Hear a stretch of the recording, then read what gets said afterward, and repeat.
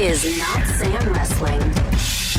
Introducing your host from New York, here is Sam Roberts.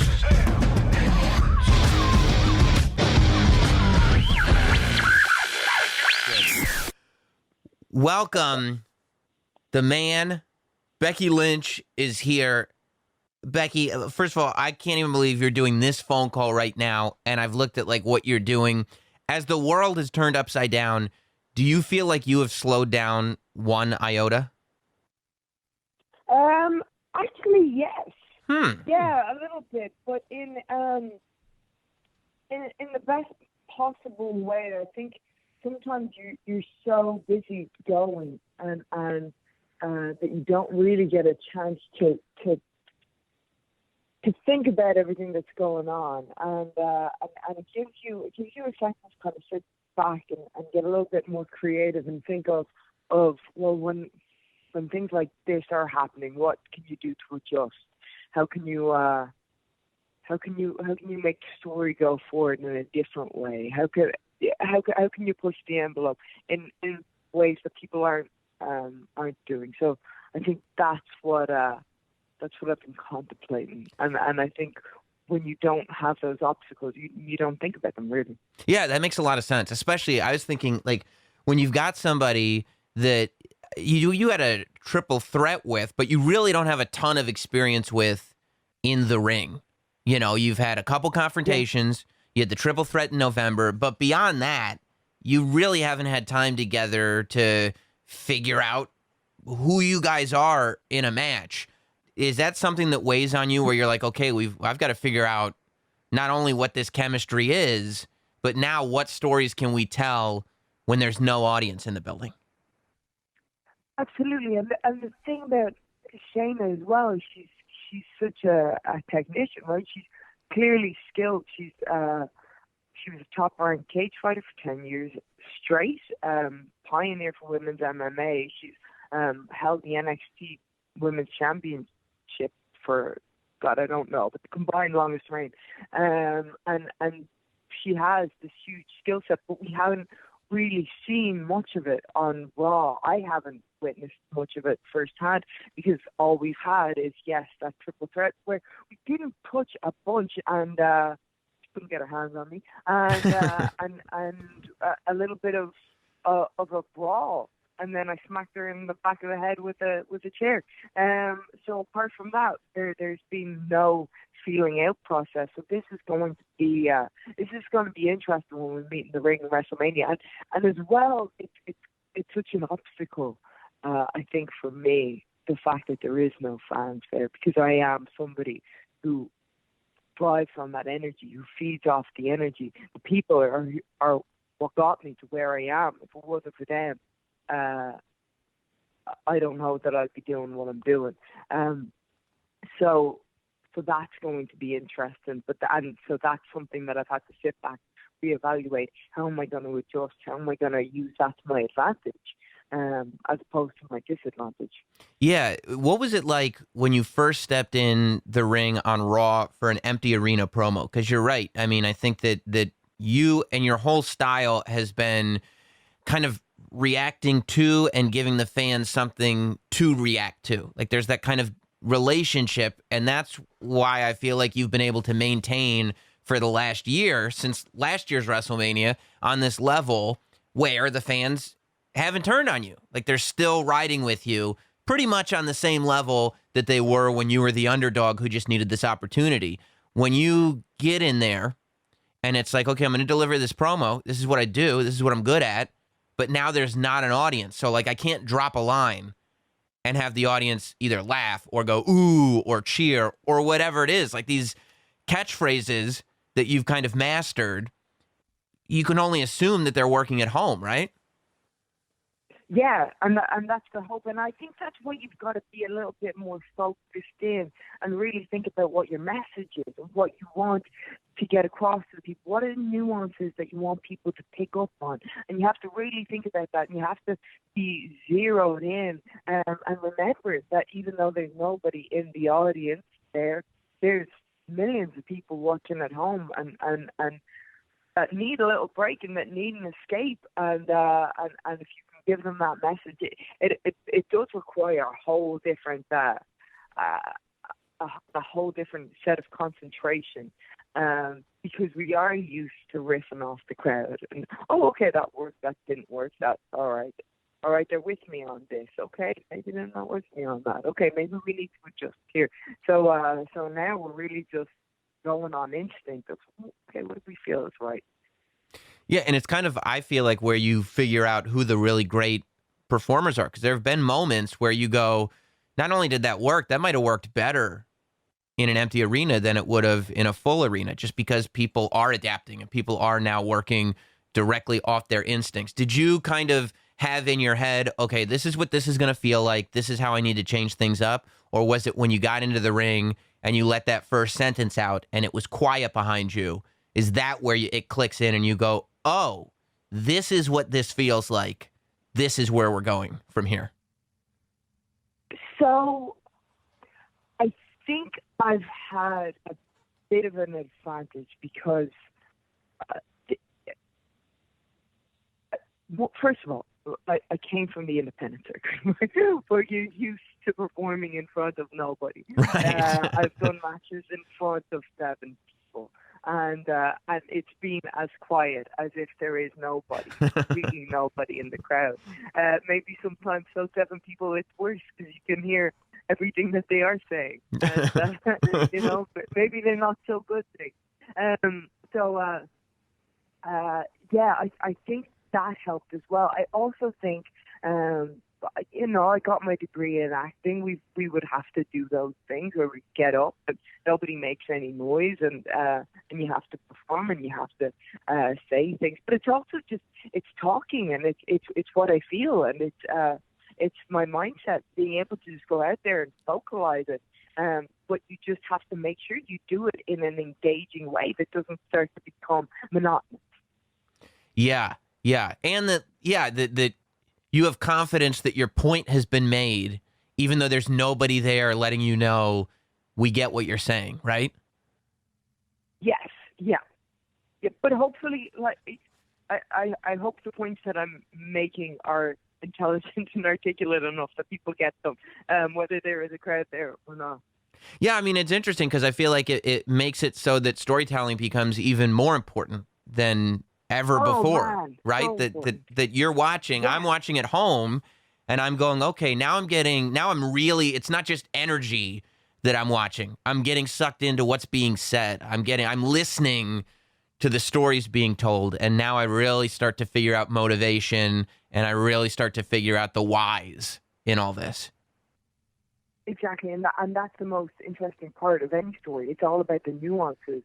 That's what people tune into any show for. It's the nuances, and the nuances of story is what keeps coming back. So the more we can keep telling that and keep doing that, the better. I was thinking about, the ability that all of you really, especially now, but it's just part of the way WWE works, the ability to kind of go with the flow and change on the drop of a dime and just figure out what are today's set of circumstances and how are we going to work with those. And it made me think about like a year and a half ago, before last year's WrestleMania, when everything changed a week before Survivor Series, when you had this match that was at the time going to be the biggest match of your career with Ronda Rousey. It was, I think, one of the first times that people were going into a pay-per-view going, it's a women's match, and that's the match that I want to see the most. And it got canceled at the last minute because of injury. But it ended up obviously working out for the better because of what it ended up leading to at WrestleMania. Do you think, when you think back on that now, like a year and a half later, do you think if you had had that match at Survivor Series with Ronda in 2018, I guess, do you think WrestleMania would have been the same last year? Oh, that's a good question. It's so hard to tell. I think I would have done everything that I could to get into that match, into the main event of WrestleMania. I think that was what I don't think that was what I wanted. That was what I visualized. I think I just would have found a way. if there's one thing I feel like I've been good at, it's finding a way to adapt to get into the positions that I wanted to. It's not always worked out, but for the majority of the time, when it came to bigger ones, it really has. And if I can see a path, I'll try and clear the leaves to get there. But it's so crazy, just the entire year and a half from SummerSlam to 2018 to WrestleMania to 2020. What a difference, and a lot of things that have happened, but so interesting. But it's all about adaptation and survival, and that's what humans are so great at. And so that's what you've got to do as a performer, as a wrestler. Yeah, is that something that played into your head after you won the title last year? That, okay, I'm not the underdog anymore. I'm not the people's choice that can just never get ahead. I've gotten literally everything that I've wanted. I got the main event to WrestleMania. I beat the biggest star in the company. I literally won both titles. Like, there is no more opportunity that I could sit there and say, I deserve it, I'm not getting. Now I'm getting it, and now I've got to live up to that level. And that's a moment where a lot of people, if they're not ready for it, or if they don't change and they don't adapt, as we're talking about, fans start to turn on them. That's when it's like, that's almost like that moment when your favorite band goes from this independent band to the band that everybody likes, and then you go, well, I don't like them anymore because now everybody likes them. Did you think to yourself over the last year, I have to keep changing, I have to keep people on their toes because otherwise I'm going to lose them? Oh yeah. Yeah. All the time. And so that's why with everything, it's like, okay, how do you tell this story? Or, it's who you've been in the ring with. Why is it different? Like, for example, wrestling Sasha. I'd already wrestled her. Why is it different? Why is it different this time? How can I get people to care about this? Even though they've seen us face off. But why should they care about this more? The same with Asuka at Royal Rumble. That's the one who I could never beat. That is the one person with all of this that happened.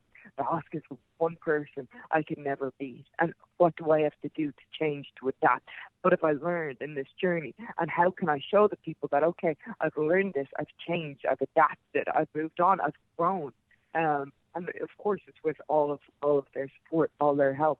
And I think a lot of that is listening and knowing your audience, but also knowing that people are entitled to change their opinion, and they might turn on you, and you might not be for them anymore. They might want somebody fresh. They might want somebody new. And knowing that that's okay, that can't be your reasoning for adjusting what you're doing. It has to feel right, and it has to feel like, okay, is this where I am going? Is this the purpose that I want to follow? And is this the story that I want to tell?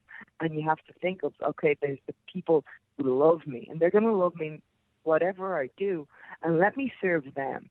What is the best way that I can entertain them instead of the people that are going to hate me? How can I entertain them? How can I make them love me? That's just silly. You're not ever. That's like chasing after the boy who's just never gonna like you. You know what I mean? It's like, how can I change me so that he'll love me? It's just not gonna happen. He's just not that into you. You know what I mean? So I think you kind of have to keep thinking of, okay, what do my fans want? What do they want to see? How can I serve them best? I think that's the best way to put it. Yeah, and there are some times where you have to go to wrestlers and you have to look at them, and I know you want the fans, but they're just not that into you right now. They're just not that into you. They're just not that into you. It's not you. Yeah, it's not. It is. It's they them. Just want somebody else. That's all. There's nothing you can do about it. Yeah. Do you have a favorite match, moment, story, anything in the last year that you feel like, since winning the title, like that is something that I'll put up on the metaphorical mantle? I think there's been like 3 or 4. I think I was really proud of the match at Hell in a Cell with Sasha. beat the hell out of each other. Creative, told a different story. And then when it came to and Natty at SummerSlam, wrestling her in her home country, and not really having a lot of time, and both of us being fan favorites. How do you make people care about this without getting bored? And a submission match is always hard, because there's no pinfalls, there's no false finishes in that regard of the 1-2 big kick out. Oh no! So it's that was tricky, and that was a challenge, and I was really proud of that match too. And then Asuka just finally getting to beat her, and then we had a match on Raw, the match before Shayna Baszler came and bit a big chunk out of my neck. That was 3 segments, and I think we had because we hadn't worked together a lot, right? And I think you just saw we both adapted and learned each other's bodies a bit better, and were able to put on a better match and have a hell of a fight by the end of it.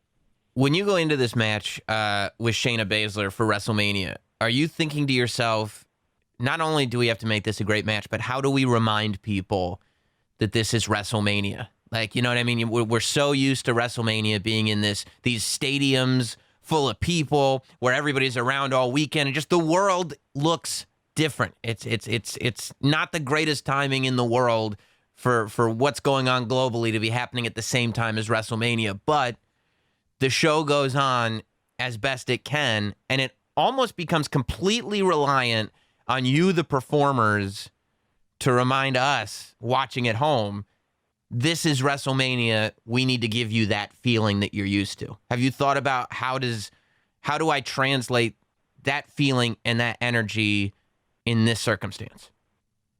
I think the word that you just used there, energy, it's that energy that you feel, that intensity, and why it's so important to you. Why is this so important that you hold on to this championship, especially now, especially in a time where people need something to be excited about, and something to look forward to. And the fact that we're able to still give them WrestleMania is very exciting.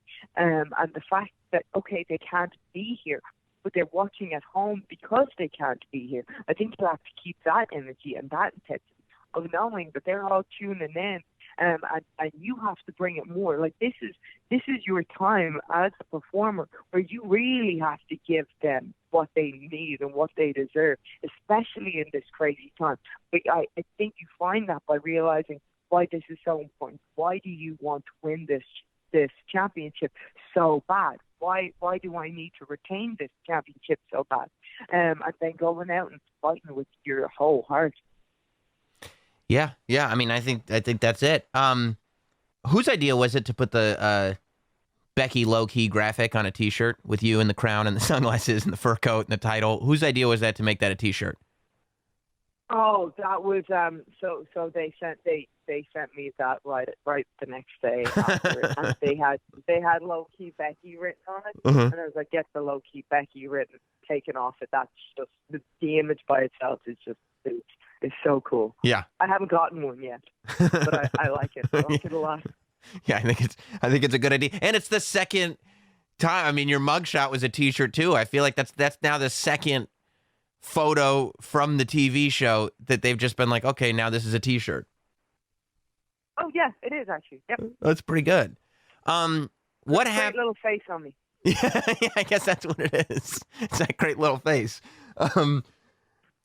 What happened to the Becky Lynch truck? Saw it a couple weeks ago.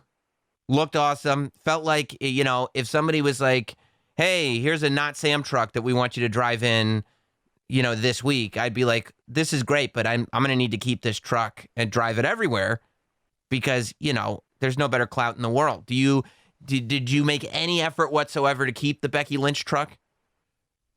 Oh, you'll see it again. Good. You'll see it again. Good. You will see it again. Yeah. I hope so. Freaking monster truck. That it is. but still necessary. It's a necessary monstrosity.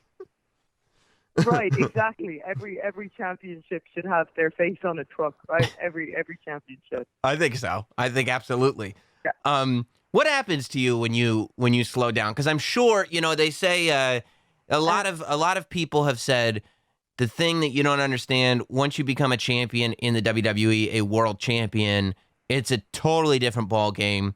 The schedules, not only the matches being on every show, the media, the level of matches, it's nonstop.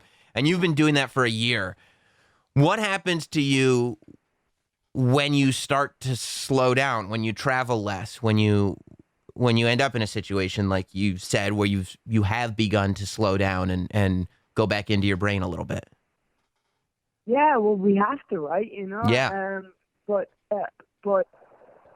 it's probably one of those things where it's painful at the beginning, but it's so what you need. It's so good because you get so busy doing that you never get to sit and be and sit with yourself and okay, how are you feeling? How has the whole last year affected you?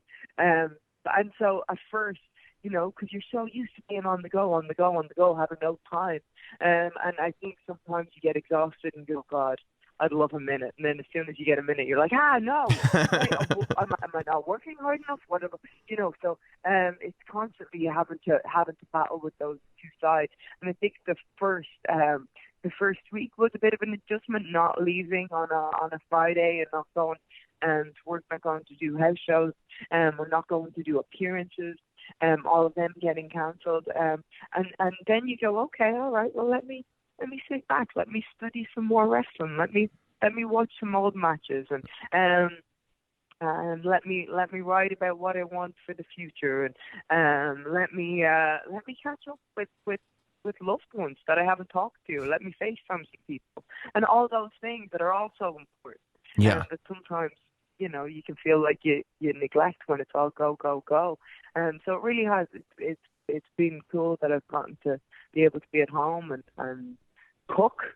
I'm a good cook. So hey, being able to cook every meal and that's something that we don't get to do, as well. So it's the little things like that I think you start to appreciate because you know that you can't. There's nothing you can do.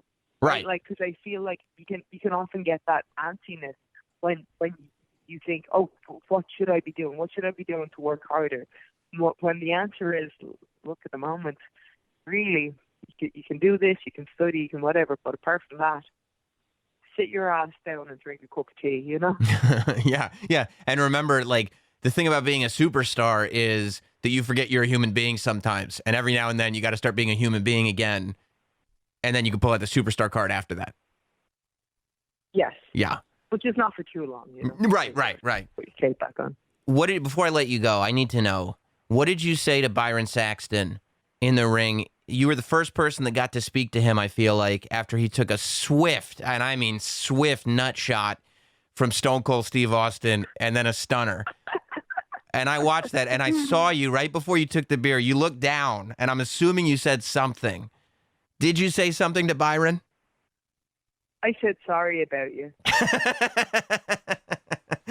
sorry about you. Sorry for all that's going to happen. And then who knows what I said or did after that? Because I was chugging so many beers. Yeah, no, that's right. Well, look, WrestleMania is going down. It's Saturday and Sunday, 2 nights. It's the first ever WrestleMania that's 2 nights. Do you have a preference? I mean, after main eventing WrestleMania, do you still have in your head, I want to go on last? Now that it's 2 nights, does it matter which night you're on? Do you have a preference where Becky Lynch and Shayna Baszler lands on the card? Or is it just a scenario where you want to steal the show? It's just a scenario where I want to steal the show and have a good fight and retain the title. That's all I want to do. I just want to go out there and make people forget about what's going on in the world, have a good fight, and walk out of there still the World Women's Champion. That's what I want. Shayna Baszler, Becky Lynch, Saturday, Sunday, WWE Network, free for new subscribers. WrestleMania, man. It's whether you feel it or not, you will by the weekend because it's WrestleMania and nothing can take that away from us. Thank you so much, Becky Lynch. Thanks, son.